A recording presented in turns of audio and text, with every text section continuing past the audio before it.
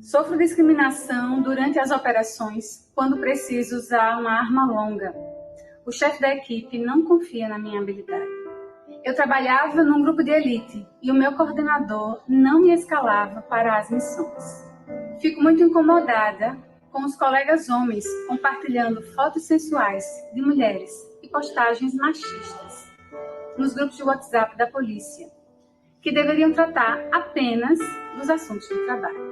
Meu superior hierárquico geralmente só conversa comigo sobre os atos sexuais que já praticou. E sempre me pergunta sobre a minha vida sexual. Já vi delegado passando mão nas coxas e nádegas de policiais. Inclusive, criou operações sem nexo, só para sair com as policiais femininas. Após recusar manter relação sexual com o meu chefe, ele passou a me considerar a pior servidora da polícia. Quando eu estava gestante, um policial me falou que o bom de ser mulher é poder engravidar e passar 6 meses em casa, sem fazer nada, só recebendo dinheiro. Esses são relatos reais de mulheres operadoras de segurança pública da Polícia Civil. São relatos que nós escutamos ao longo da pesquisa que realizamos nessa parceria entre o Ministério Público, por meio da Promotoria de Controle Externo da Atividade Policial, e a UFAL, por meio da Faculdade de Direito, através do Grupo de Pesquisa Carmim, Feminismo Jurídico, para que somássemos os nossos esforços e os nossos saberes.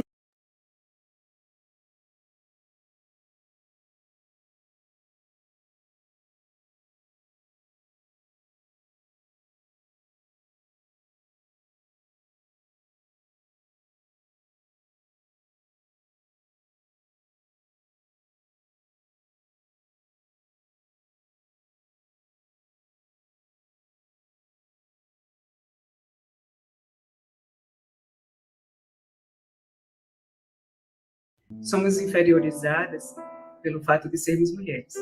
Quando uma de nós assume uma função de chefia, os colegas logo dizem: deve ter ido para a cama com fulano.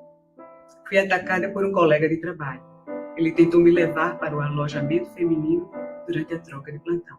Denunciei e o processo está parado na corregedoria desde 2013. Por ser solteira e sem filhos, meus colegas acham que podem tocar o meu corpo como se tivesse intimidade comigo. Certa vez, o fiscal do dia veio em minha direção. Simplesmente se jogou em cima de mim, imprensando-me contra a parede, e começou a se esfregar. Ele só largou quando ameacei gritar. Fui questionada e julgada em razão da minha maternidade solo. Senti-me humilhada, desprotegida e desvalorizada. Estes são relatos reais de policiais penais de Alagoas. A conduta abusiva e intencional atenta contra a dignidade humana durante a jornada de trabalho e no exercício das funções das policiais. Expõe a servidora pública a situações humilhantes, constrangedoras, aviltantes, capazes de causar danos psicológicos e físicos para a sua saúde e para a sua vida social e profissional. Ela deteriora seu ambiente de trabalho e deveria, entre seus colegas de farda, sentir-se igual e acolhida. Daí a parceria do Ministério Público de Alagoas com a Universidade Federal de Alagoas para evitar que condutas como estas, assédio sexual e moral, se repitam. Denunciem. Isso precisa mudar.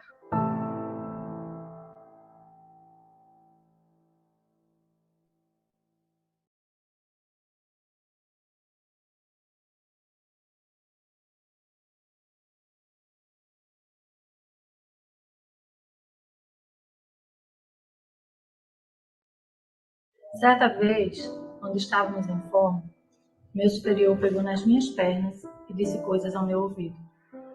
Por estar recém-chegada, não soube como reagir. Quando era comandante de um grupamento operacional, meu chefe imediato questionava todas as minhas decisões. Me boicotava e falava mal de mim. Fui submetida a testes para provar minhas habilidades técnicas no trabalho. Um superior não gostou de ter visto colegas homens lavando louça. E me disse que aquilo era obrigação minha. Fui convidada para almoçar e jantar com superiores hierárquicos, e eles me abraçaram e me tocaram. Numa determinada vez, um deles sentou no meu. Um capitão, numa confraternização do quartel, perguntou se eu bebia. porque queria me ver embriagada para poder me beijar. Esses são relatos de mulheres que servem no Corpo de Bombeiro Militar.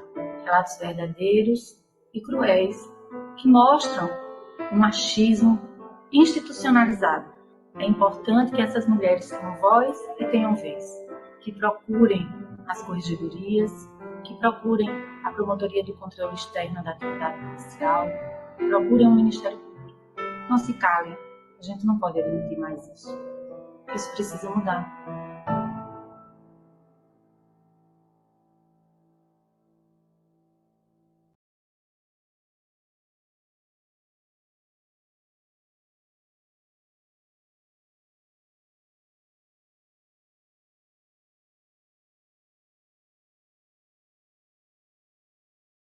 Alguns auxiliares homens não se sentem confortáveis quando comandados por uma mulher do local de crime.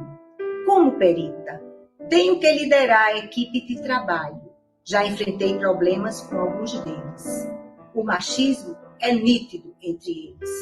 Quando fui nomeada para o cargo de perita, alguns superiores duvidaram da minha capacidade de desempenhar aquela função. Já fui vítima de olhares e comentários de cunho sexual sobre o meu corpo. Sofri sucessivas investidas, perseguições, perguntas indiscretas, comportamentos inadequados, toques e aproximações disfarçadas, além de exposições na frente de colegas de outras categorias. Esses são relatos reais de peritas oficiais. A sociedade precisa contribuir, precisa trabalhar o preconceito. Assim, mudaremos e teremos uma sociedade mais justa e igualitária. Mulheres, denunciem, procurem o Ministério Público. Isso precisa mudar.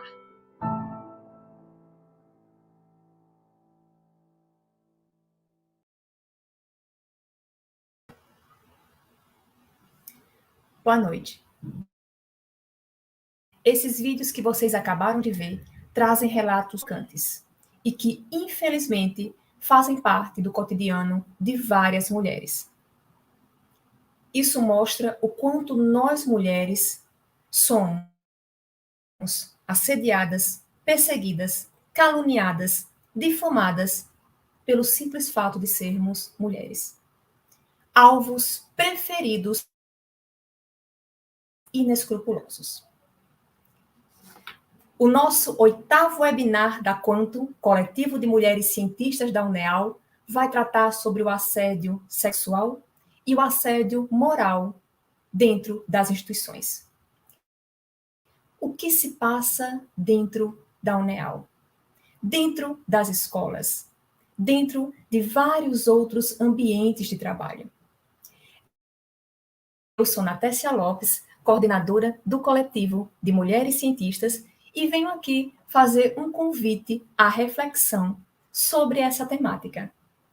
Quero saudar a todas e todos que estão nos acompanhando pelo YouTube da UNEAL e dizer que vamos ter um momento de muito conhecimento e aprofundamento sobre esse tema com a nossa convidada de hoje, que é uma mulher que eu admiro imensamente, tanto no lado profissional quanto pessoal, doutora Carla Padilha, que eu queria chamar agora para os nossos estúdios, agradecer mais uma vez a sua disponibilidade de apresentar para a gente, Carla, essa temática que você já vem trabalhando. Esse projeto, ele inicia no ano de 2021, não é isso, Carla? Junto com o Ministério Público, e assim, dá visibilidade.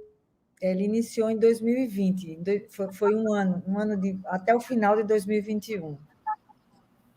Então, assim, deu uma visibilidade a essas questões que estavam, por vezes, né, um pouco invisíveis dentro dessas instituições, que são masculinas e, em alguns momentos, como a gente viu esses relatos, machistas, e também a gente convida as que estão nos assistindo a fazer um paralelo sobre a instituição em que você está, né? Então, em que momento você consegue perceber esses assédios acontecendo com você, com outras colegas, e de que forma a gente pode estar denunciando e estar coibindo essas manifestações. A doutora Carla Padilha, ela foi nascida no Rio de Janeiro, é professora de Direito Penal e Processual em cursos de graduação e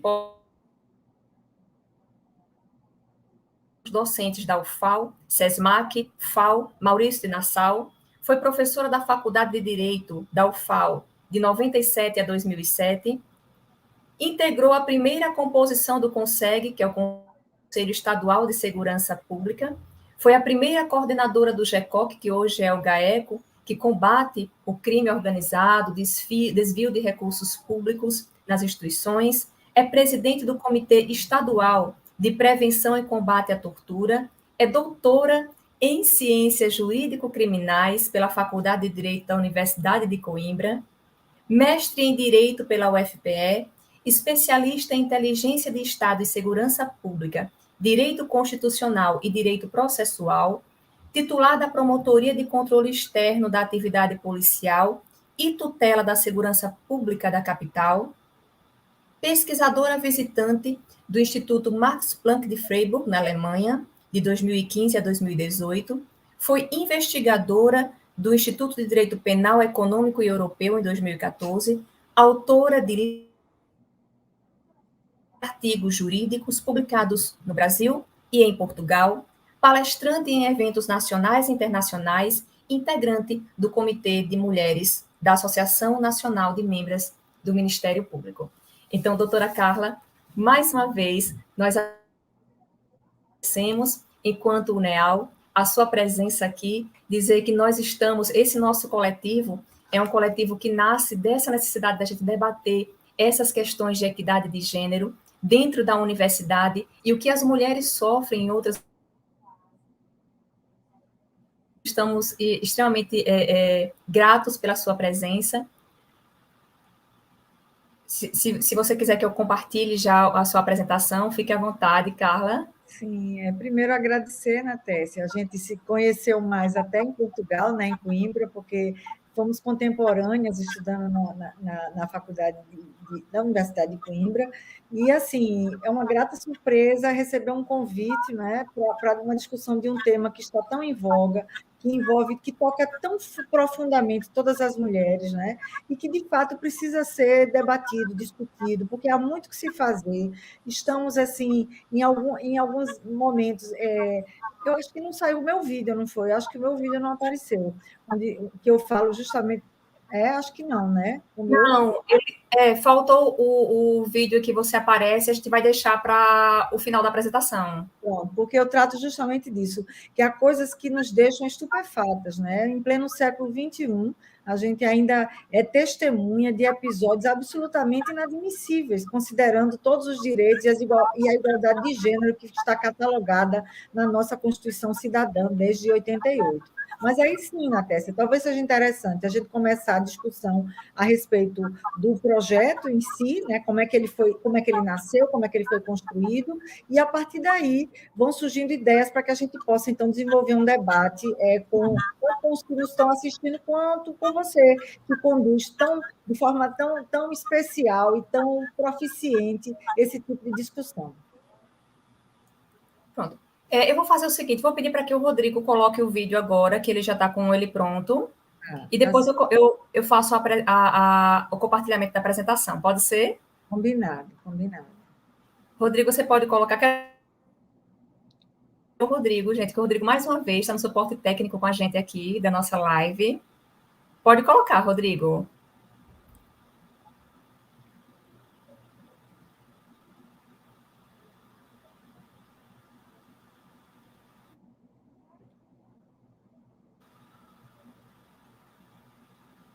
Será que ele está nos ouvindo? Acho que sim, né? Está nos ouvindo. Qualquer coisa, já coloca a apresentação e deixa ele para o final. Então, Rodrigo, se você não estiver conseguindo colocar o vídeo, você pode colocar a apresentação, tá? A minha caixa já está aqui aberta, é só você projetar.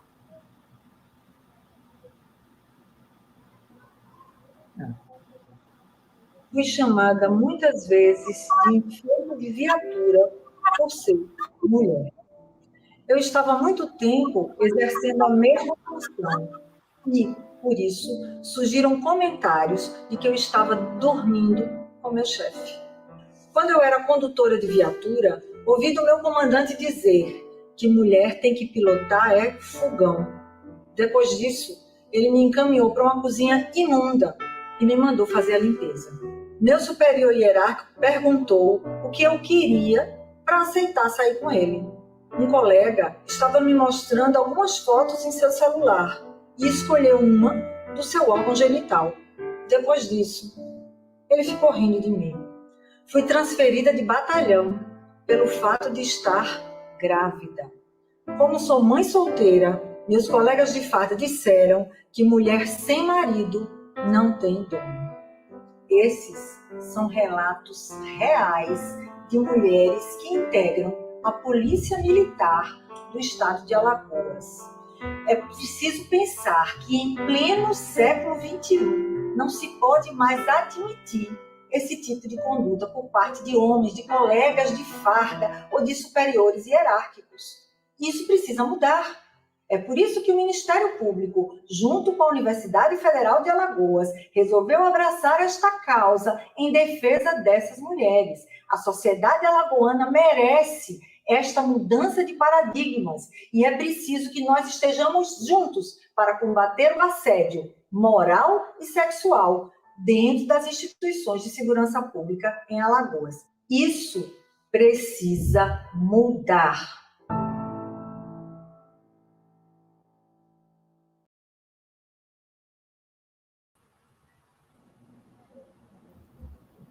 De fato, são relatos que nos deixam muito desconcertadas, né? Quando a gente sabe que isso está acontecendo com nossas colegas. Isso não acontece somente dentro da segurança pública, né? Nossa live, ela trata, né, sobre esse projeto que ele é feito dentro da perícia, né, dentro da Polícia Civil, Polícia Militar, mas não são somente, infelizmente, não são ocorrências apenas desses órgãos de segurança, mas em todas as instâncias a gente percebe essa estrutura machista, né, que nós temos em nossa sociedade, ditando o que a mulher deve fazer e também como é que os corpos da mulher devem se comportar perante os homens. Então, são propriedades, de fato, que alguns homens que são machistas, né, têm e percebem a mulher como sendo esse objeto, né? Eu acho que essa objetificação da mulher é muito presente nesses relatos que a gente pôde observar, né, Carla? Eu acho que também, durante essa pesquisa que vocês fizeram, até com a Faculdade de Direito mesmo da UFAL, vocês observaram, né, essa questão da objetificação da mulher, do corpo da mulher. Exatamente. Talvez seja interessante até mostrar como é que nasceu essa ideia, né? De onde surgiu, por que a gente vislumbrou a necessidade de trabalhar essa temática dentro de um tema tão árido como a segurança pública. Porque, em regra, quando a gente pensa em segurança pública, a gente vai pensar em mais viaturas, né? Mais armamentos, né? Mais policiais nas ruas, e aí, de repente, você trata de uma temática que está meio dissociada do mote principal do que fala a tutela da segurança pública.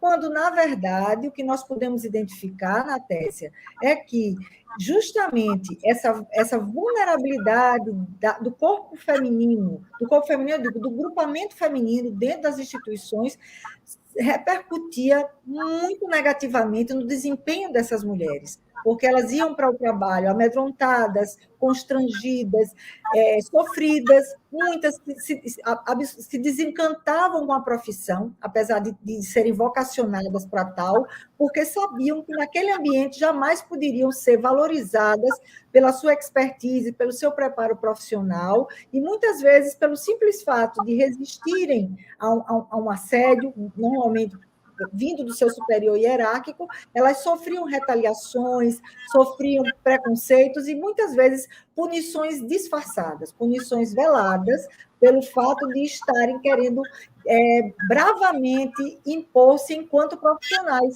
independentemente do gênero ou do sexo, né, que elas ostentam.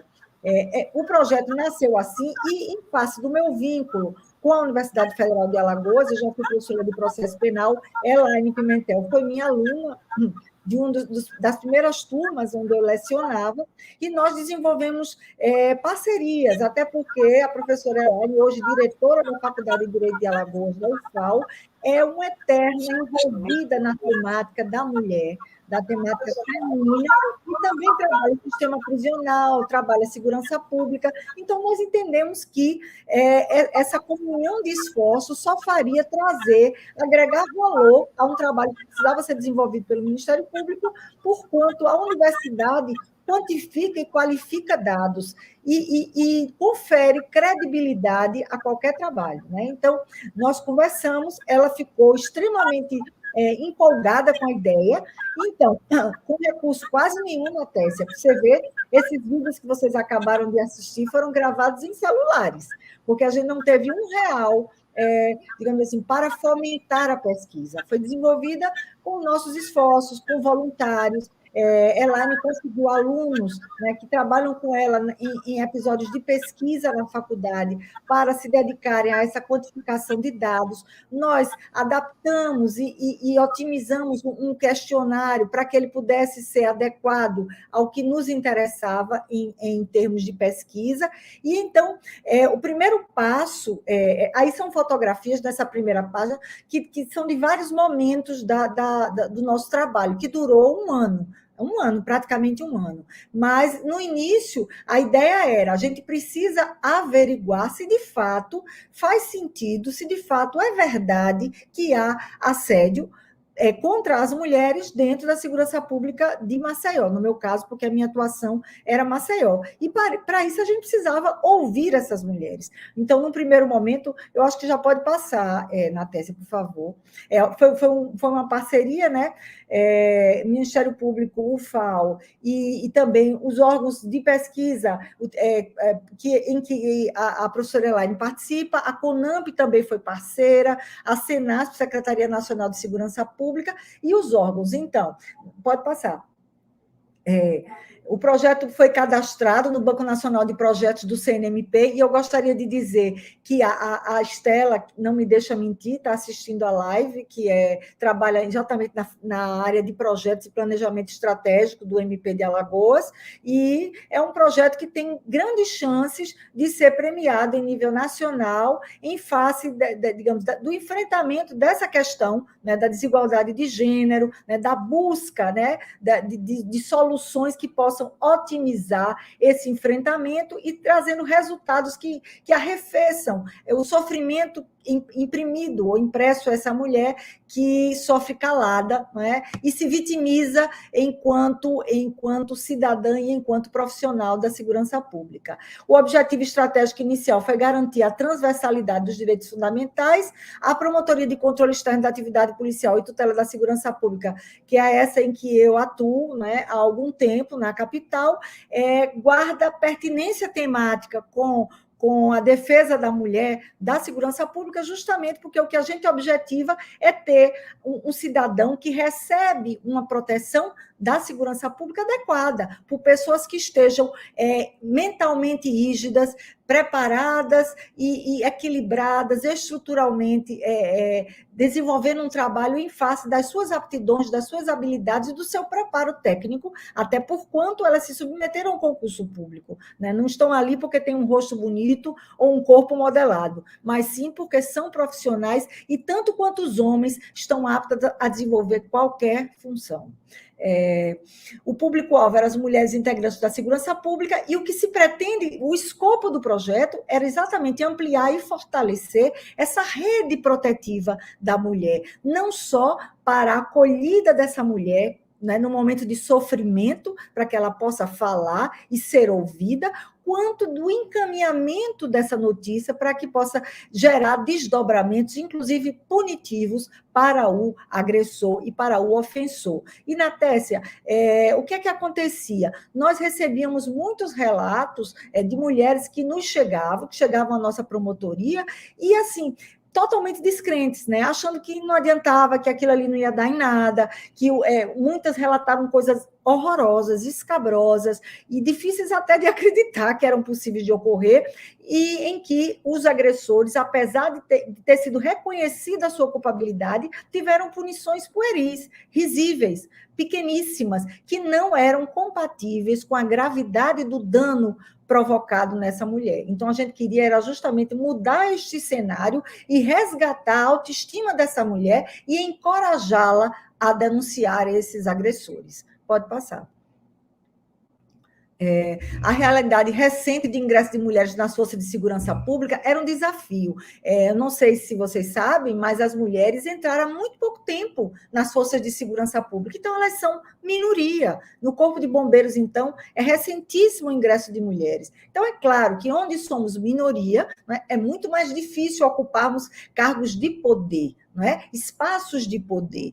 Por exemplo, o próprio Ministério Público, eu costumo dizer isso, né? E aqui não estou contando nenhuma novidade. Há umas 2 semanas, eu acho que eu comentei isso com a Natécia, eu e a professora Elaine estivemos em Pernambuco, a convite do ouvidor-geral do Ministério Público de Alagoas, participando de uma reunião com os ouvidores de todos os ministérios públicos do país, e eu dizia isso, o Ministério Público também é uma instituição machista. Aqui em Alagoas, por exemplo, nunca tivemos uma mulher procuradora-geral de justiça, nunca tivemos uma corregedora-geral de justiça, nunca tivemos uma ouvidora. Então, esses espaços de poder são sempre ocupados por homens. É um ambiente masculinizado, não é? Como se nós precisássemos até adotar uma postura masculina para podermos aspirar a esses cargos, não é?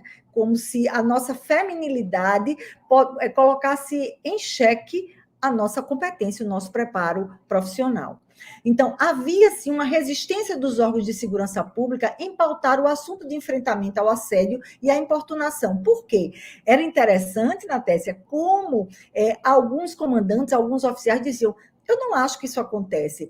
Parece que vocês estão nos acusando, parece que todos nós somos ofensores e agressores e assediadores. E eu costumava dizer: comandante, coronel, não é isso.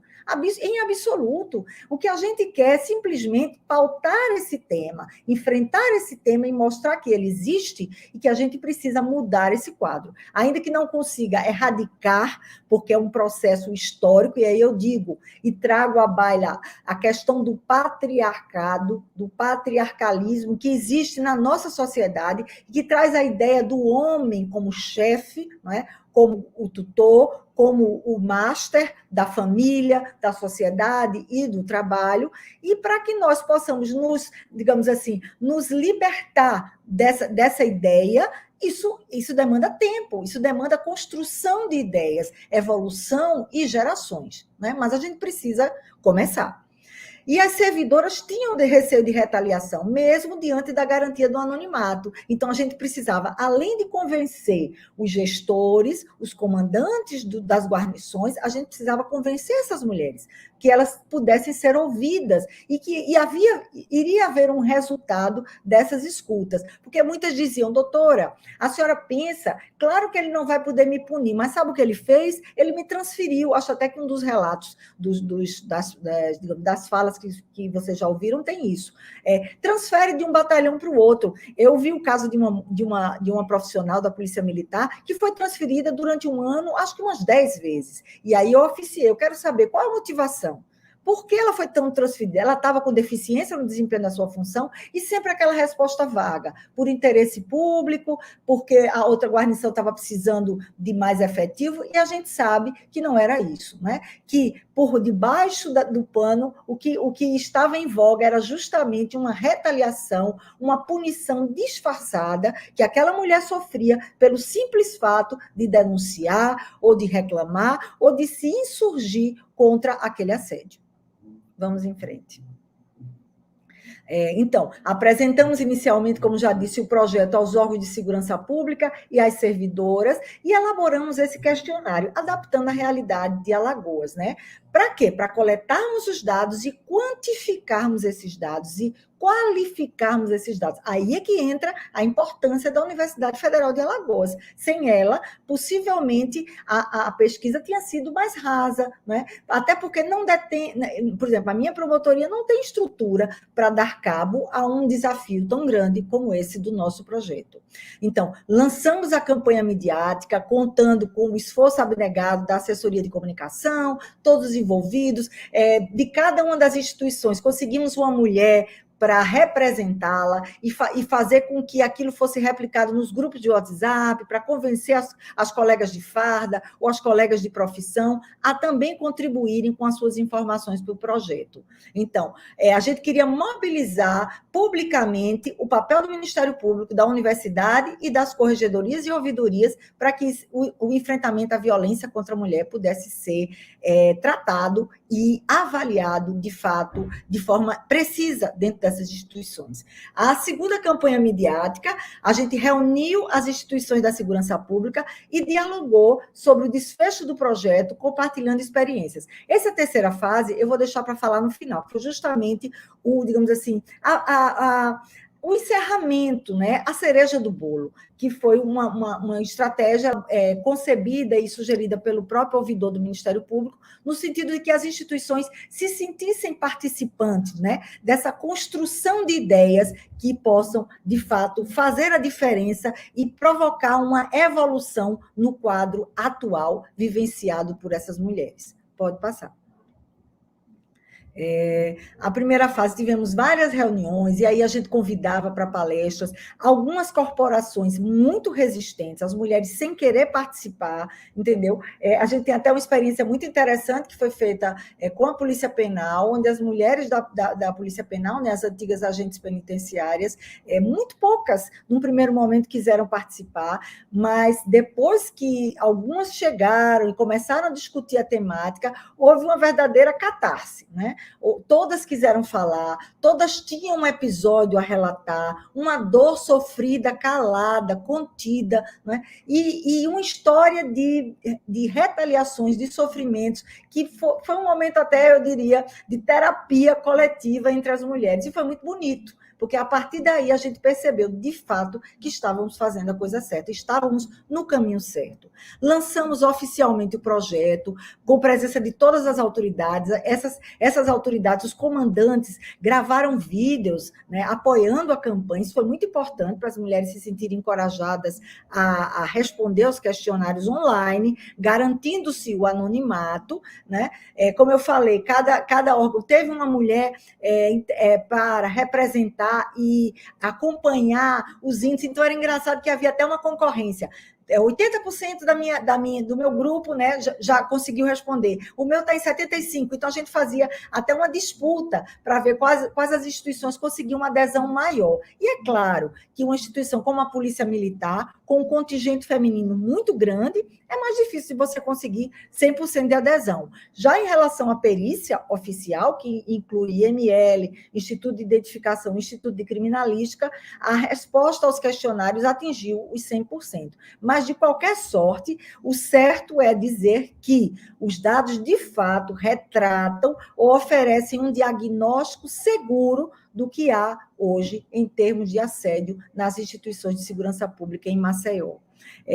Elaborou-se um questionário e depois os dados foram analisados e processados com a maestria da professora Elaine Pimentel, da UFAL. Pode passar.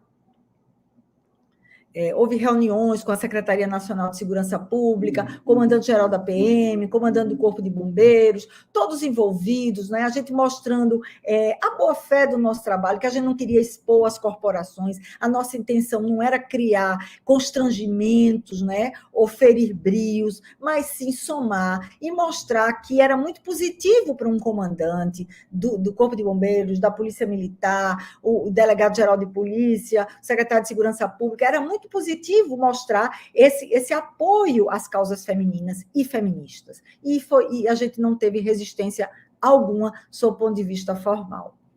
Pode seguir. O projeto, então, foi lançado, não é? Com muita divulgação, a TV, então, divulgações espontâneas, porque, como eu já disse, recursos oficiais não havia. A gente fez lá na sede do Corpo de Bombeiros, e foi assim, muito bonito, foi um momento muito bonito. Você percebia que aquele silenciamento feminino, pela primeira vez, estava sendo quebrado. Né? E ainda mais, vocês vão ver mais adiante, que, sobretudo nas instituições que têm o perfil de hierarquia e disciplina, é muito mais difícil quebrar esse silêncio, né? Porque o temor reverencial, né?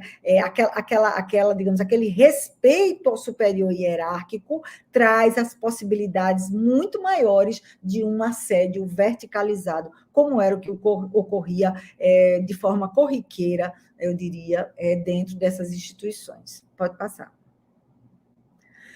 O questionário foi elaborado, foi divulgado nas redes sociais, né? As campanhas de incentivo e participação de todos, tudo isso organizado, capitaneado, né? Para que a gente pudesse romper a cultura de silenciamento. A gente conversou, inclusive, com policiais militares que tinham acabado de entrar na Polícia Militar, estavam em curso de formação, né? Muito jovens, muito verdes, que talvez nem soubessem o que estaria por vir, mas desde aquele momento a gente entendeu importante esse engajamento do corpo feminino no projeto, que eu não sei se alguns já sabem, mas é interessante que até as musiquinhas que eram cantadas, né, nos cursos de formação, durante os treinamentos, muitas tinham esse viés, né, do preconceito, do tratamento da mulher como objeto sexual, e isso precisou ser quebrado e reconhecido, porque o que havia, e ainda há, infelizmente, é uma certa tolerância generalizada. É um gracejo que é identificado como uma simpatia, uma gracinha, né? E aí um diz assim, agora ficou muito chato, tudo é assédio, né? Quando, na verdade, não se apercebem o quão pode ser ofensivo a uma mulher vê-la sendo tratada como pelos seus atributos físicos e não pela sua competência, pelo seu profissionalismo. Pode seguir. Então, a metodologia foi justamente essa. Como era esse questionário? Era online, né? As mulheres respondiam a questões objetivas e, no final, a gente abriu para questões subjetivas, ou seja, elas podiam narrar. E justamente com base nessas narrativas, Natécia, foi que nós elaboramos aqueles vídeos.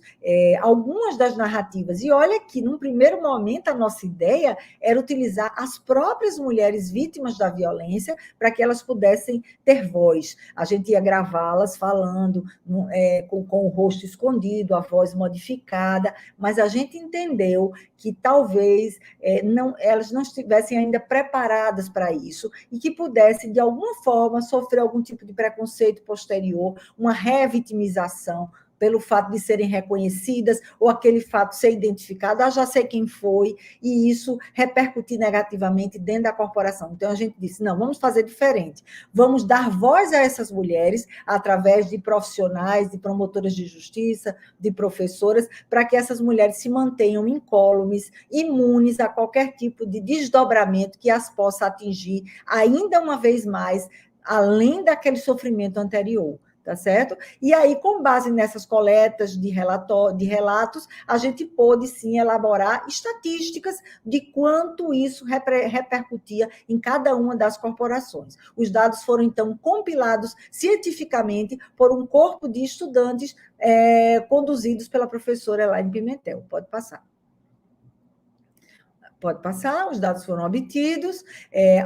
Na Polícia Militar, eu diria que são os dados, talvez, a Polícia Militar e a Polícia Penal, os mais estarrecedores, né? 52% das mulheres entrevistadas, escutem bem, não são todas as mulheres da PM, das mulheres entrevistadas afirmaram terem sido vítimas de assédio sexual. Enquanto isso, 48% disseram que não foram vítimas, ou seja, praticamente metade das mulheres ouvidas ou que responderam ao questionário afirmam já terem sido vítimas de assédio sexual.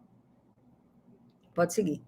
73,5% disseram ter sido vítimas de comportamento sexual inadequado, que eu diria que é algo um pouco menor do que o assédio, não é? É qualquer coisa, um encostar, né?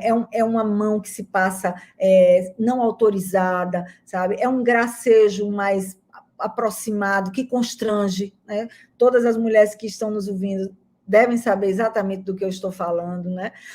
Então, esse comportamento sexual inadequado, claro que aí ele atinge um nível maior, porque ele ultrapassa as lides do assédio propriamente dito.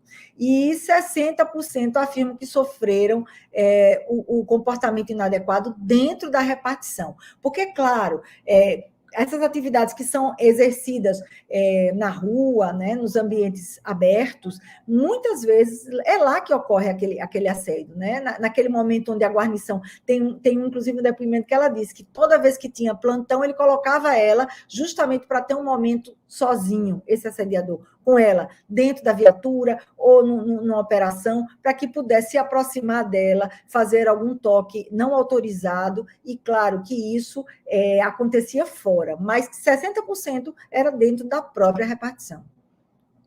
Pode seguir. Dados subjetivos. Então, aí é um pouco das narrativas dessas mulheres, né? Por exemplo, vou pegar uma, ser chamada de enfeite de viatura. Tem homem que diz assim, eu vou criar não sei se está num desses, mas lembrei agora, eu vou participar de uma operação, eu vou ter que cuidar da operação e ainda tenho que cuidar da mulher. Sabe? Esse tipo de coisa, assim, absurda. Mulher só dá trabalho, e na hora que for atirar vai passar batom. Esse tipo de assédio moral, né, que cria um constrangimento, que coloca sob suspeita a capacidade, o preparo dessa mulher, como se ela fosse um fardo, aquela guarnição, e não uma soma, né, de esforços e de competência para fazendo jus ao cargo ocupado, né? Outros assédios, ser transferida para o interior depois que retorna da licença maternidade, ser discriminada por ser mãe, sobretudo se for mãe solteira, certo? Vejam, e tem coisas, é interessante falar nisso, que a gente às vezes nem se apercebe que isso é assédio, né? Eu às vezes me pego falando sobre isso. Eu estava outro dia... a secretária municipal da mulher me convidou também para falar sobre a palestra, e eu estava dizendo que, às vezes, eu sofri esse tipo de importunação, e eu só começo a pensar, puxa vida, isso não está certo, depois que acontece, porque você termina querendo tolerar, né, sem querer criar digamos, um desacerto ou uma irritabilidade, uma reação ali talvez desagradável, mas, no fundo, seriam condutas inadmissíveis, né? Olha o que ela diz. Assim que cheguei, fui abordada aos gritos por um sargento. Uma mulher dessas, o cara quer mais é ser preso mesmo, algemado, pode bater sem pena. Aí tem gente que acha engraçado isso, né? Como aquela história de um tapinha não dói, como se isso pudesse ser dito no ambiente de trabalho. Você pode até brincar com isso, se está com seus amigos íntimos na sua casa, tomando seu vinho, ou com seu companheiro, mas jamais num ambiente estruturado de trabalho. Essa é a questão. Mostrar fotos, às vezes, uma reunião onde há muitos homens, né? Muito mais do que as mulheres, e se usam palavras chulas, palavras que dizem, que tratam de aspectos sexuais, né? que tratam de questões que não poderiam ser ali tratadas ou enfrentadas, mas que eles se sentem confortáveis, porque são maioria. E a mulher precisa dizer, epa, isso não está adequado, isso não diz respeito à temática do nosso trabalho, da nossa discussão. Mas muitas vezes essas mulheres se sentem, digamos, caladas, tolhidas, amedrontadas, e não têm coragem de reagir de forma assertiva quando assim são tratadas, né? Vamos lá. Tinha um aqui que diz assim: durante o curso de formação, recebi ordem de prisão por acompanhar a emergência do meu irmão que sofreu um acidente, e posteriormente descobri que o superior determinou minha prisão com o seguinte comentário: não peguei ela de um jeito, mas peguei de outro. Ou seja, ele conseguiu puni-la disfarçadamente porque não conseguiu o seu intento assediador, não é? Mas vamos em frente. Durante o curso de formação, recebi ordem de prisão por acompanhar a emergência do meu irmão que sofreu um acidente, e posteriormente descobri que o superior determinou minha prisão com o seguinte comentário: não peguei ela de um jeito, mas peguei de outro. Ou seja, ele conseguiu puni-la disfarçadamente porque não conseguiu o seu intento assediador. Não é? Mas vamos em frente. A reunião com o Corpo de Bombeiros Militar foi feita lá mesmo, 46% delas, vejam, praticamente o mesmo percentual da Polícia Militar, dizem ter sido vítimas de assédio e 54% não das entrevistadas, ou seja, praticamente 50%, como se diz na política, né, tecnicamente, houve um empate técnico, né, entre mulheres que foram vítimas e não vítimas do assédio sexual. Pode seguir. 70% disseram ter sido vítimas de comportamento sexual inadequado e 58,7% dizem que sofreram comportamento sexual inadequado dentro da repartição. É interessante, Natécia, eu não sei se isso está na apresentação, dizer que no nosso Código Penal o assédio sexual só é previsto quando há hierarquia no ambiente de trabalho, só nessa hipótese. Então, por exemplo, se eu tenho um assédio horizontalizado entre colegas de igual estatura profissional, não configuraria ipsilíteris o crime de assédio sexual. E o de assédio moral sequer existe no nosso Código Penal, certo? A punição que pode sofrer um assediador moralmente dentro da esfera administrativo-correcional ou então uma indenização por danos morais na esfera civil. Mas, criminalmente falando, a conduta não é tipificada. Isso é interessante. Pode seguir. Voltei da licença maternidade e ouvi. Ficou muito tempo fora, agora tem que compensar quem estava trabalhando. É como se a mulher, isso é assédio moral, a mulher que está em licença maternidade está em casa, de perna para cima, né? E que está recebendo um favor, uma benesse do Estado, em detrimento do homem que trabalha arduamente, né? Quando a realidade, os números estatísticos e a pesquisa ainda teve digamos, esse plus, houve uma pesquisa sobre a temática, doutrinariamente falando, e se diz que 88% das mulheres têm dupla, tripla jornada de trabalho, né? Elas se dedicam à profissão e ainda se dedicam aos seus filhos. A ideia originária era o quê? O homem é a produção e a mulher é a procriação. Quando hoje a mulher, muitas são chefes de família, tanto é que os programas do governo federal, a maioria deles, as mulheres que são as credoras desses valores pelo fato de conduzirem a família e serem responsáveis pelo sustento, serem um arrimo de família. Então, essa ideia, essa lógica não condiz com a realidade. Sou mãe solo, o genitor de meu filho é civil. Meus colegas de fato fizeram um bolão para saber qual militar era pai do meu filho. Sofri assédio de um comandante-geral, elogios inadequados e desejo de oferecer flores. Foi necessária a intervenção do meu esposo, que também é militar. O superior pegou em minhas pernas, aproveitando que estavam todos em forma, e eu ficava por último. Então, vejam, quanta coisa a gente ouviu, sabe? E é interessante, Natécia, houve depoimentos onde a mulher... uma mulher extremamente qualificada, com, digamos, as patentes todas que você possa imaginar, os cursos dificílimos a que se submeteu, e ela sofria crescentes retaliações no trabalho, era hostilizada, sofria praticamente um ostracismo, né? Que entrou em depressão severa, e nós tentamos resgatar e buscar conduzir uma apuração, e ela disse, não, eu não estou preparada para isso, o dano é muito grande, o simples fato de eu ter falado aqui, ter tido um espaço para falar sobre o tema, já me deixa mais tranquila. Eu não quero que isso seja encaminhado, e a gente tem que respeitar a dor dessa mulher, mas é estarrecedor. Foram praticamente 2 horas de muitas lágrimas e muita dor. Pode seguir.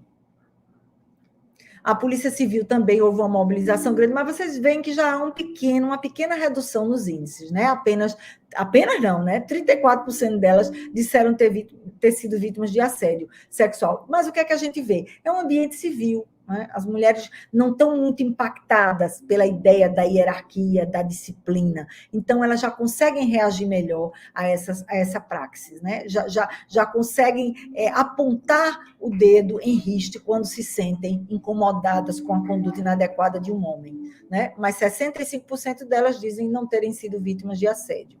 É interessante que numa das instituições, um grupo de WhatsApp, um profissional disse: na minha instituição não existe assédio. E se existir, as mulheres saberão se defender. E aí, durante uma reunião, uma representante da instituição disse: existe sim, e eu já fui assediada sim. Né? Só que os homens não querem enxergar isso, alguns homens. Né? E aí eu sempre dizia: lembrem que amanhã pode ser a sua companheira, amanhã pode ser a sua filha, a sua irmã, porque muitos têm familiares dentro da mesma instituição de segurança pública. E é preciso que a gente tenha alguma empatia com a dor do outro, se coloque no lugar do outro, para que possa, sim, avaliar a gravidade de fatos que aparentemente são inofensivos e gestos que parecem engraçados e digamos, bobos, né? E que fazem parte do cotidiano das relações homem e mulher.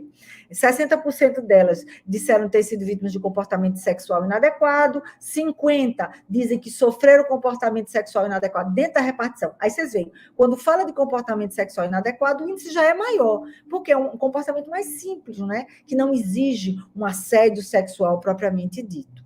Pode seguir. Aí são alguns dos dados coletados, né, do Corpo de Bombeiros. Quando fui vítima de um comportamento de cunho sexual inadequado, não denunciei porque tive certeza que iria servir de piada e chacotas. Essa Polícia Civil. Já trabalhei em delegacias sem banheiro e alojamento feminino. Vejam, gente, que coisa terrível, né? Enviava mensagens pornográficas para as mulheres. Então, esse tipo, inclusive, houve um caso em Alagoas, eu não sei se a pessoa está me assistindo, mas que foi divulgado em nível nacional, foi justamente decorrente de uma mensagem pornográfica num grupo de WhatsApp. Né, que parece que é bobagem, que eles acham interessante, mas ela se indignou, se insurgiu, reagiu e houve, sim, naquele caso, uma repercussão adequada à ofensa sofrida. Pode ir. Perícia oficial, os índices menores. E aí eu digo, temos todos profissionais de nível superior, não há, são todos colegas, né? Há uma horizontalidade em termos de trabalho, e isso facilita a reação, né? E coíbe a ofensa e a agressão. Vejam que só 23% delas, das peritas, IML, IC e II, disseram ter sido vítimas de assédio, e 36% afirmam terem digamos assim, sofrido comportamento sexual inadequado por parte de homens. Pode seguir. Quando assumiu uma chefia, um subordinado se negou a cumprir com o seu dever. É como se a dificuldade do homem de ter uma mulher comandando, né? Tão interessante isso. Nas nossas reuniões, a gente percebia nitidamente. Eu dizia assim: comandante, eu quero ver um dia onde teremos uma mulher comandando a polícia militar, uma mulher comandando o corpo de bombeiros. Aí eles diziam: não, doutora, mas eu tenho uma ajudante de ordens, a minha ajudante de ordens é sempre uma mulher. Né? Eu dizia: não, mas ser ajudante de ordens é muito simples. Né? A questão é ocupar o espaço de poder. Né? E, normalmente, elas sequer conseguem ocupar o cargo de coronel fechado, vamos dizer assim. Quando elas atingem o coronelato, elas vão para a reserva, para a inatividade. Isso é uma prática que só revela quão machistas são essas instituições. Pode seguir. Polícia Penal foi aquela reunião que eu disse, onde houve necessidade de um convencimento muito maior dessas mulheres, né, pelo fato delas desacreditarem, né, em qualquer tipo de acolhimento. O ambiente carcerário é muito hostil, ele traz ele é hermeticamente fechado mesmo. Essas mulheres se sentem isoladas do restante e ingressaram há bem menos tempo ao rol de entidades de segurança pública. Então, em razão disso, foi muito difícil conseguir ouvi-las. Mas, ainda assim, das que foram entrevistadas, 50% confirmaram ter sido vítimas de assédio sexual e os outros 50% disseram que não. Pode seguir.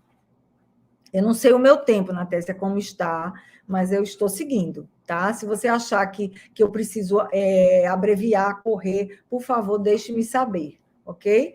82% delas, imagine, disseram ter sido vítimas de comportamento sexual inadequado e quase 70% sofreram comportamento sexual dentro da repartição, vale dizer, dentro do sistema carcerário. Pode seguir.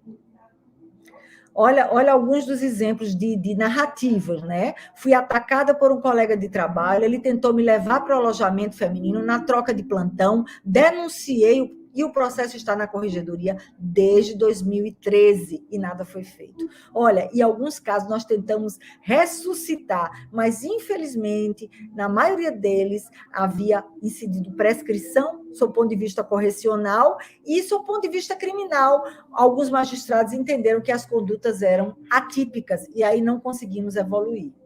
Eu não sei se os senhores estão ouvindo, eu vou tentar botar o microfone não, o vídeo, porque eu tenho medo de não conseguir falar. Vocês continuam me ouvindo? Estão me escutando? Pode seguir. Pode seguir. A segunda fase foram esses cards que nós criamos, extraímos as estatísticas mais importantes, que julgamos mais expressivas, que iriam chamar a atenção do público, e lançamos de forma espontânea, a mídia espontânea, pelos WhatsApps, pelos Instagrams da vida, e aquilo teve, sim, uma expansão de divulgação expressiva. Vamos lá.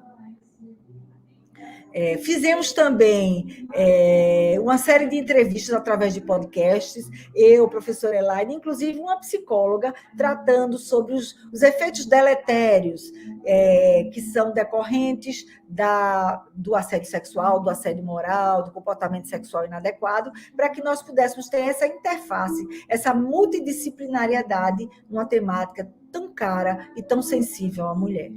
Pode seguir. E a terceira fase foi justamente a publicação desses vídeos, né, gravados em celular, vale dizer, mas acho que deram conta do recado, voluntárias, todas nós, dando voz às dores dessas mulheres. Pode seguir. E aí foram algumas promotoras convidadas que têm digamos assim, uma sensibilidade para o tema. A doutora Dalva Tenório, por exemplo, é promotora da promotoria que trata dos crimes contra criança e adolescente, é digamos, uma incentivadora desse tipo de enfrentamento. A doutora Alexandra Borges, vocês devem conhecer, da área também de infância e juventude, a doutora Silvana Abreu, que trabalha nas audiências de custódia, e a professora Elaine, como não poderia deixar de ser, como grande mestra, né, desse projeto. Pode seguir. E aí, o que aconteceu?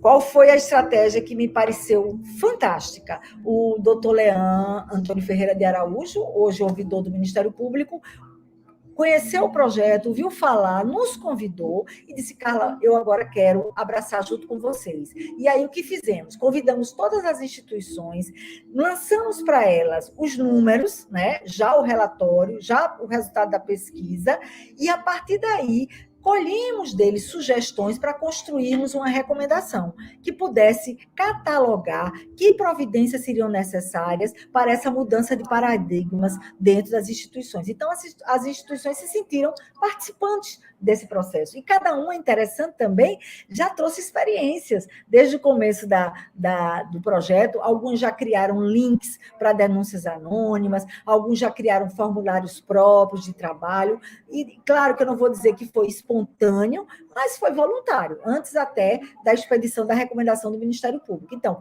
publicamos a recomendação e, a partir daí, estamos fazendo um acompanhamento sistemático da implementação dessas ideias, desses projetos, claro, aplicando-se a adequação às peculiaridades de cada uma das corporações. Eu acho que, ao longo do debate, a gente pode, digamos, enriquecer essa discussão e detalhar alguns pontos que, eventualmente, eu não tenha deixado claro. Mas, basicamente, eu acho que acabou, né? Vê aí se tem mais algum.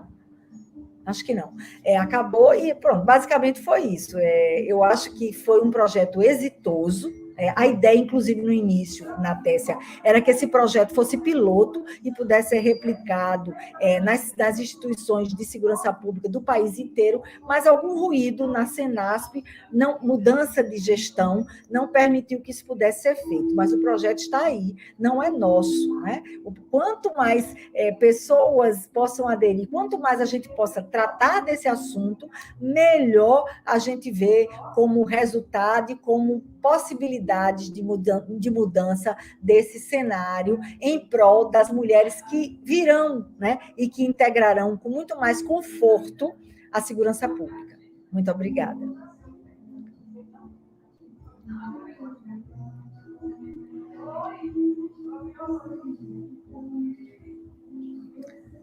Natécia, não sei se você está aí, mas eu gostaria agora de me colocar à disposição para nós falarmos sobre a temática, né? Dizer que eu teria muito o que falar, mas eu já estou vendo que a gente está com quase 1 hora de conversa, né? O promotor tem esse problema, gosta muito de falar, né? A gente se empolga, e o tema é instigante, mas eu queria agora me colocar à disposição, se despertei algum interesse, alguma curiosidade, que não me fiz clara, eu gostaria de agora detalhar melhor.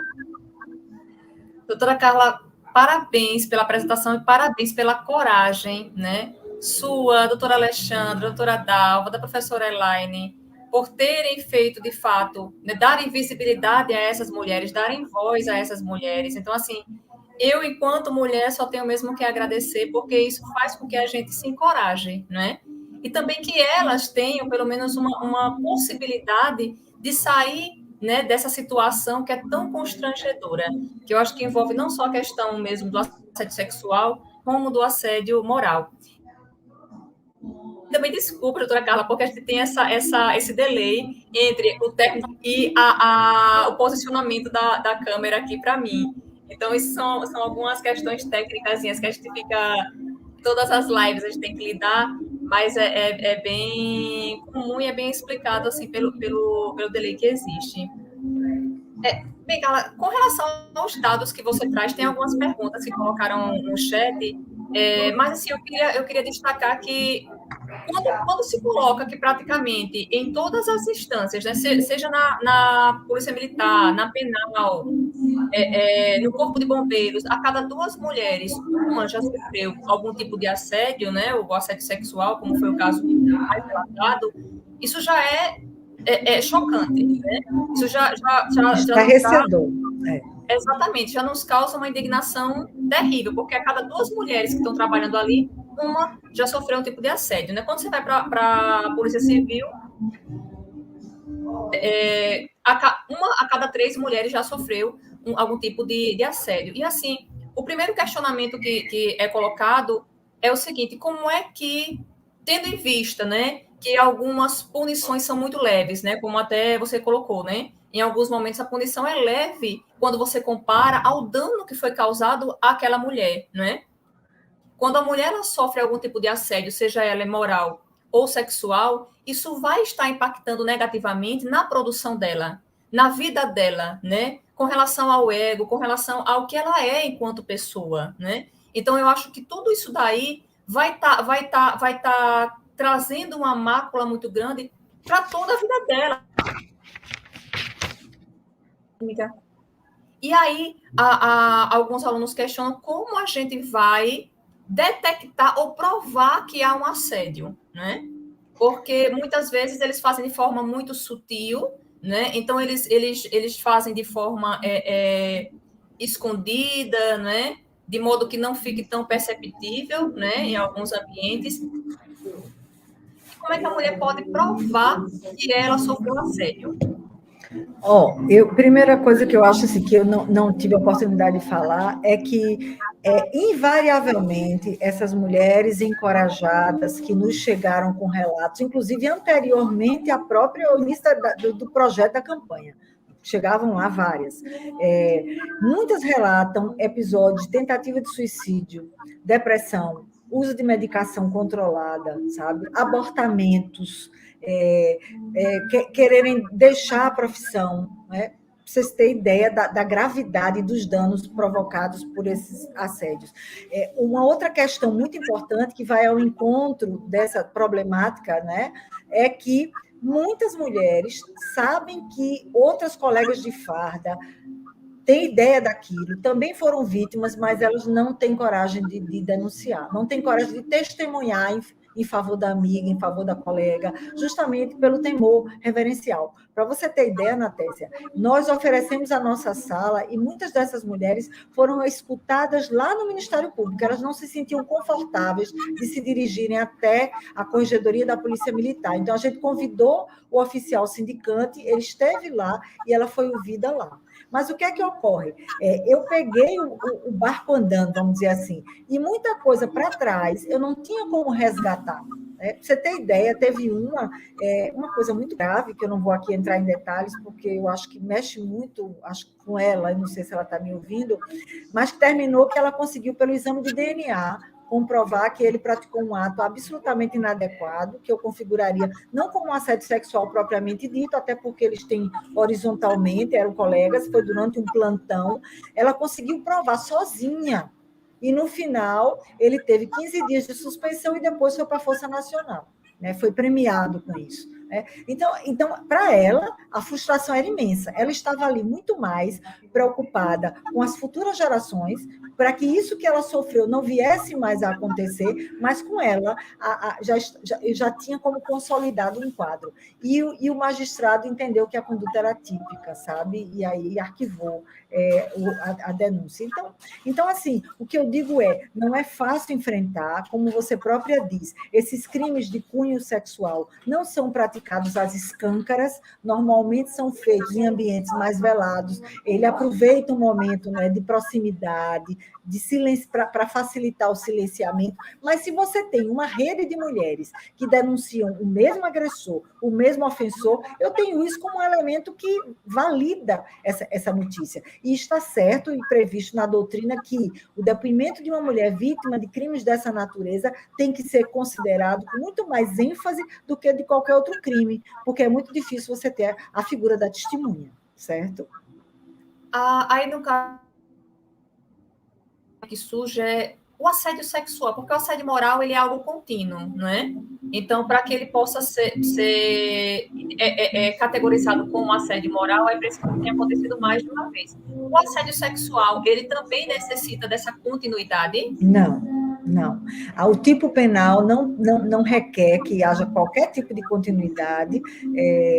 Na verdade, o que se precisa é que seja configurado que ele tentou obter aquele favorecimento sexual com o objetivo de constrangê-la, né? Ou de obter um favor, ou sob ameaça e coação dela temer algum tipo de retaliação. Como eu disse, o tipo penal ele prevê, Natécia, essa hierarquia. Então, a rigor, ipsiliteris, e você sabe que o princípio da tipicidade no direito penal exige que a gente se adeque perfeitamente ao que narra o caput do artigo, é preciso que seja alguém, né, que ocupa uma posição de autoridade e que subjugue aquela inferior hierárquica para obter favores sexuais em troca, ou do silenciamento, ou de ela não ter nenhum tipo de desdobramento negativo e prejudicial à sua carreira. Então, basta uma conduta. Agora, eu digo que é muito difícil ter sido uma vez só. Normalmente, até porque existe um relacionamento diário, né? O ambiente de trabalho, você convive todos os dias com seu ofensor e seu agressor. Então, e aí o que é que ocorre? Muitas vezes, muitas mulheres foram vítimas. Você já sabe até o modus operandi do agressor. Né? Tem figuras carimbadas que você já sabe que tem esse perfil, mas, infelizmente, de 10, apenas uma tem coragem de falar. Então, eu sempre sugiro, crie um grupo de WhatsApp, falem entre vocês, encorajem, porque se chegam muitas, Natécia, é claro que a plausibilidade de uma punição é muito maior. Veja aquele caso daquele líder religioso, né? Começou com uma pessoa, porque ele tinha um poder, não é? Digamos assim, uma posição de destaque, né, que validava a sua autoridade, e uma mulher se encorajou a partir dali. Quantas outras, né? Até algumas se aperceberam, de fato, eu também sofri, né? E aquilo até traumatizou tanto que ela nem se reconhecia enquanto vítima. Então, eu acho que o importante é isso, a gente criar redes e ela saber que há canais que possam acolhê-la, tanto do ponto de vista emocional, quanto do ponto de vista jurídico. É por isso que, nessa recomendação, Natécia, o que a gente recomenda e está acompanhando é que em cada uma dessas instituições haja portas de entrada, ouvidorias,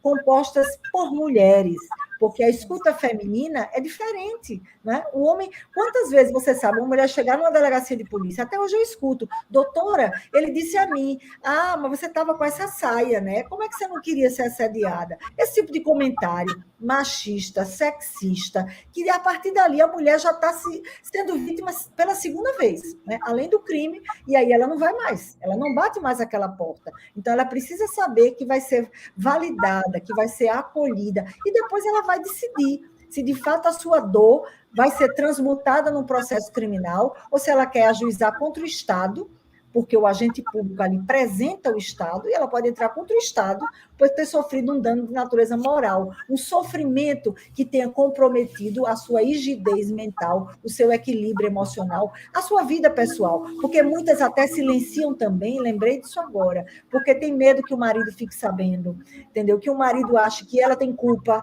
que ela contribuiu, não é?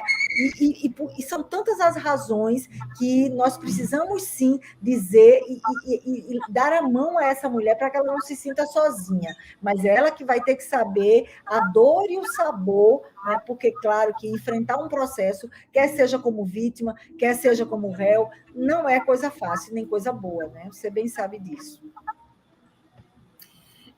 Doutora Carla, eu achei interessante que quando você coloca as fotos, né, do comando, das reuniões com o comando, é nítido como a gente vê, né, que quando chega no comando da PM, do Corpo de Bombeiros, né, só tem homens ali, né? E, de fato, eu coaduno com o que você fala, né, da sua opinião, de se ter dentro desses órgãos, pelo menos numa ouvidoria, eu sei que na ouvidoria da PM, eu tenho muitos amigos que são da PM, e na ouvidoria da PM já tem, né, muitas mulheres ali sendo ouvidoras, mas eu coaduno com essa opinião de que as mulheres elas precisam, de fato, ocupar esses espaços de liderança mesmo, dentro das instituições, porque, assim, você coloca a questão do Ministério Público, né, que não houve nenhum promotor-geral, uma mulher, né, ocupando o maior cargo. E aí eu digo que isso acontece sempre, né, nas próprias universidades hoje, né, quando a gente vai ver, você vai ver uma vice reitora, quando existe uma reitora, já tem todos aqueles olhares, né, de desconfiança, de colocar em xeque a competência. Então, assim, é muito necessário que nós, mulheres, ocupemos esses espaços de liderança e que a gente não se deixe enganar por alguns que, pela pressão de movimentos feministas, né, colocam aquelas mulheres nas secretarias, por exemplo, né, e somente, né? Já tem ali aquelas mulheres, mas na liderança mesmo quem está é o homem, né? Então, assim, é importante que a gente fique vigilante e atenta a esses movimentos, né? Que, às vezes, eles são feitos para que a gente acabe desviando, né? Esse olhar para essa importância de se ter a mulher ali na decisão, com poder mesmo, né? Com poder. Exatamente. Eu, como sempre trabalhei em ambientes eminentemente masculinos, eu percebo isso. Às vezes a gente está numa reunião, é tão interessante, você tem sua fala e parece que os homens não, sabe, não dão muita importância. Aí, quando a mesma coisa que você disse é dita por um homem, aí, sabe, todo mundo presta atenção. Eu digo, mas eu já falei isso, eu já disse exatamente isso, sabe? Então, meio que...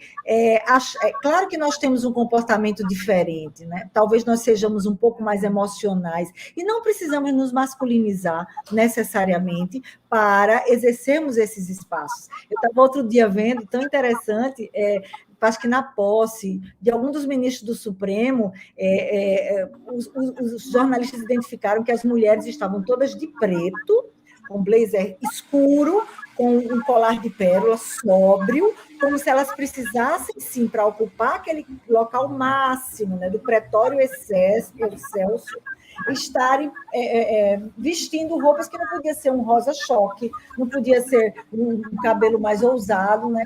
Como se tudo nosso fosse mimimi. Quando a gente se exalta e diz, isso é histeria de mulher, você está descompensada, está na TPM, né? quando, na verdade, é uma forma de desconcertar uma fala que pode vir até com mais emoção, com mais ênfase, mas sim uma fala validada pelo nosso preparo, pela nossa competência. Não é à toa que ocupamos espaços, não é à toa que hoje temos nas universidades uma quantidade enorme de mulheres, né? Nos cargos públicos também está na hora, como você disse, que passemos à posição de capos, né? De chefes das corporações, para que saibamos também demonstrar que temos o poder de liderança, né? E é um poder nato. A gente coordena milhões de coisas ao mesmo tempo, né? Temos essa capacidade que a vida nos impõe, né? A gente está sempre ali administrando 10 mil coisas e a gente consegue dar cabo a elas. Então, é claro que a resistência haverá, porque o quantitativo masculino, e há muitas mulheres machistas também. Acho que você percebe isso, né? Que acham que o lugar de mulher é, como você disse, na vice, né? Na assessora, na ajudante de ordens, na auxiliar, né? Mas nunca na autoridade, no comando, na determinação, né? Com segurança, com firmeza de propósito e, claro, com um lado perspicaz, intuitivo, que é tão, tão forte na mulher e que tanta soma traz aos trabalhos e às operações que são realizadas todos os dias. Perfeito. Mas é interessante, né? Porque essa estrutura, né, societal que nós temos, cis heteropatriarcal, faz com que algumas mulheres elas acabem, né, por conta desse patriarcado que existe, tendo esses comportamentos, reproduzindo, né, esses comportamentos que são machistas, né? Mas assim, por isso que a gente buscou, né, inclusive dentro da UNEAL, ter esse coletivo para que a gente pudesse refletir sobre esses debates, sobre esses comportamentos, na verdade, essas atitudes, e que a gente pudesse reconhecer, dentre atitudes que são muito veladas, situações machistas, né? E aí eu acho que eu vou para a nossa última pergunta, doutora Carla, que foi um aluno nosso, inclusive, que colocou. Ele perguntou assim: quais são as principais leis que defendem as mulheres nesses casos de assédio? Eu diria que uma lei específica de gênero eu não conheço, honestamente, sabe? Eu acho, inclusive, que muitas delas estão obsoletas e precisavam ser alteradas. Há bem pouco tempo, os regimentos internos da Polícia Militar não permitiam que a mulher colocasse um batom forte, ou colocasse uma roupa ousada, ou pintassem o cabelo. Elas tinham que estar com o cabelo coque, preso, amarrado, né? Para demonstrar rigidez na sua função. Hoje, houve uma flexibilização, felizmente, né? Que ela pode, sim, ostentar sua feminilidade, desde que, claro, com razoabilidade e bom senso, porque ambiente de trabalho é um ambiente onde você precisa estar com uma indumentária adequada ao desempenho de sua função. Mas não há, claro que há normativas internacionais, convenções de defesa dos direitos das mulheres, movimentos nacionais, a Constituição assegura a igualdade de gêneros, mas uma legislação que possa proteger a mulher enquanto hipossuficiente na perspectiva de gênero dentro das instituições de trabalho, eu confesso que desconheço. Um outro espaço, Natécia, que eu reputo como importante para que a gente possa resgatar digamos, essa participação feminina na política, né? Houve uma pesquisa em 2017 que disse que 70% dos deputados federais eram homens, né? Então, isso é grave, isso é grave. Não adianta botar a mulher só para compor o percentual estatístico.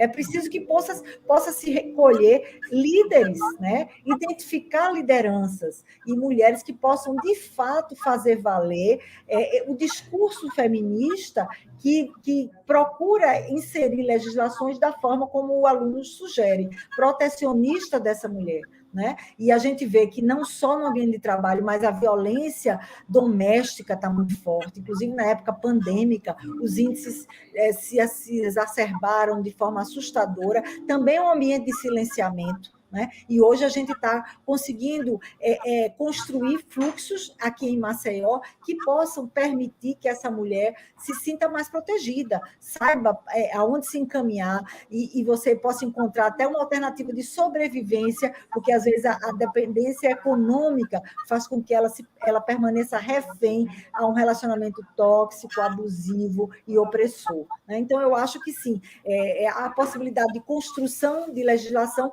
mas que se nós trabalharmos com o que dispomos, já é suficiente. O que precisa é a gente mudar é o viés da visualização do problema, porque lei por si só não faz milagre. O que faz milagre é a gente mudar a nossa forma de ver o problema e fazer com que os homens se sensibilizem para esse problema. Carla, alguma dessas mulheres, você percebeu assim, que depois desse movimento, dessa pesquisa, mulheres da polícia buscaram o Ministério Público para denunciar? Ou não houve esse movimento? Elas ficaram mais seguras? Ou, de repente, apareceu uma estatística maior, uma incidência maior de denúncias com relação ao assédio dentro das corporações? Olha, o que eu digo é o seguinte, o que havia era uma demanda reprimida. As mulheres não acreditavam que assédio ia dar resultado naquele ambiente machista, né? Então, durante a pesquisa e antes da pesquisa, nós tivemos digamos assim, uma recepção muito grande de notícias, mas notícias mais antigas, né? Pessoas que fizeram verdadeiras catarses emocionais lá conosco, nesse processo de dizer assim, pela primeira vez eu estou conseguindo falar, pela primeira vez eu estou tirando da minha garganta essa dor, né? Mas, a partir de então, o que eu percebo, Natécia, é que não houve uma maior chegada de casos, mas houve um maior respeito a essa causa, sabe? Os homens começaram a pensar sobre isso. Então, é como se, de alguma forma, eu espero que isso demore, perdure, mas a gente não ouve mais tanto coisas que eram normalizadas dentro da instituição, sabe? Parece que agora está todo mundo muito mais cuidado. Foi interessante que durante uma dessas reuniões, um oficial... A gente fez uma reunião, Natécia, muito interessante, só com oficiais da Polícia Militar. Não foi um coronel fechado, foi até tenente-coronel, nenhum foi. E aí um deles se levantou durante a conversa e disse assim, eu queria dizer uma coisa, me disseram que não há assédio, né? Eu digo que há. Eu sou negro, e dizem que não há racismo, mas há racismo, sim. Quando eu sou chamada de negão, quando dizem para mim, olha aí o negão que está passando, entendeu? Então, há racismo, sim, e há assédio, sim. E eu estou aqui para dizer isso e estou apoiando vocês, mulheres. Então, assim, eu achei o máximo aquilo, né? Porque, num outro viés, o racismo estrutural também é um problema seríssimo, você sabe disso, né? E as mulheres negras sofrem muito mais do que as brancas, em todos os aspectos, né? Eu tenho uma estatística de que o assassinato de mulheres negras é 70% superior ao de mulheres brancas, para você ter ideia desse quadro. Então, há muito que se fazer. E, graças a Deus, há iniciativas como a sua, de debater essa temática de uma forma assertiva, de uma forma consistente, de uma forma científica, porque é disso que precisamos, Natécia. Vocês estão de parabéns com esse projeto, e é por isso que eu estou aqui hoje, trocando ideias e agradecendo essa oportunidade.